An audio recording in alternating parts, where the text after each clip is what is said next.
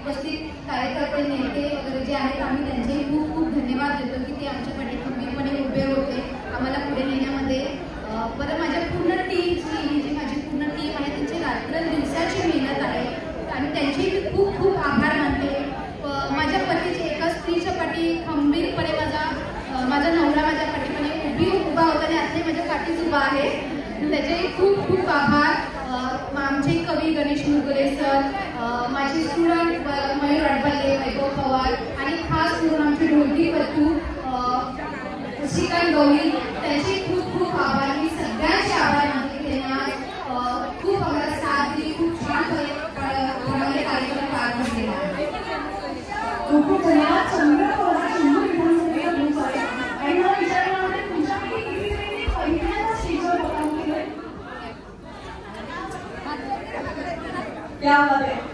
अर्थात ही संधी तुम्हाला मिळवून दिली आपल्या लाडके बंधू महाराष्ट्राचे उपमुख्यमंत्री एकनाथ शिंदे साहेबांनी पहिल्यांदा स्टेजवर परफॉर्म करतानाची काय भावना होती थोडक्यात सांगा।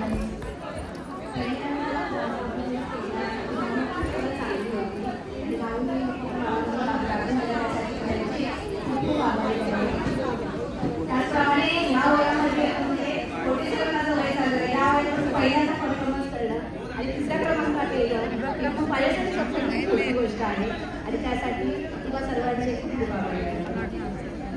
खूप खूप धन्यवाद। माझा शेवटचा प्रश्न आहे तुम्हा सगळ्या जणांना, लाडकी बहीण योजना महाराष्ट्रात भारताच्या एकमेव राज्यामध्ये राबवली जाते आणि त्याचबरोबर अशी एखादी स्पर्धा आपल्यासाठी ठरवली जाते, याविषयी तुमचं काय मत आहे, तुमच्या काय भावना आहे, मला तुमच्याकडून ऐकायला आवडेल।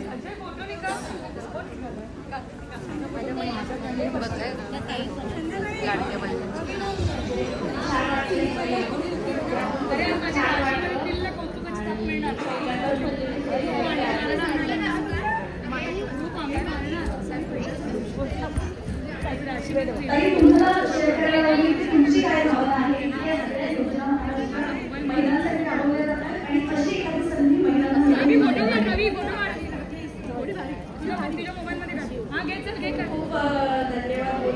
खूप नवरा असंच आपल्या पाठीशी प्रत्येक ठिकाणी वगैरे, पण एक भाऊ खूप काही करून जातो आपल्यासाठी आणि काही अपेक्षा न ठेवता तो करून जातो, फक्त देत राहतो। त्यासाठी दादाची खूप आभार मानावंसं वाटतं। या सगळ्या प्लॅटफॉर्मवर केलाय, परत अजून आपली योजना